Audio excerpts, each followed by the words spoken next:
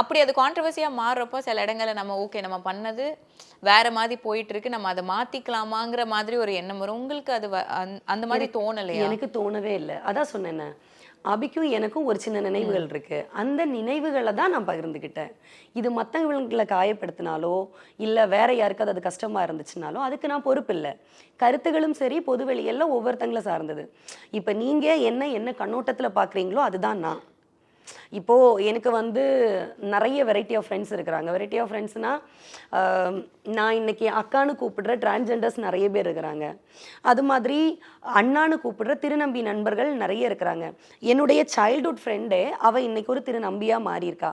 அதுக்காக நான் வந்து மற்றவங்க அவங்கள வந்து இந்த மாதிரி பார்க்குறாங்க நான் பார்க்கக்கூடாதுன்னு அவங்களையெல்லாம் அங்கீகரிக்கணும்ல. அவங்களுக்கும் நம்ம ஒரு அரவணைப்பா ஆதரவா இருக்கணும்ல. அதுதானே நம்ம எதிர்பார்ப்போம். கருத்துக்கள் அந்த கருத்து உங்களுக்கு பிடிச்சிருந்துச்சுன்னா நீங்க ஏத்துக்கோங்க, இல்ல ஸ்கிப் பண்ணிட்டு போயிட்டே இருங்க.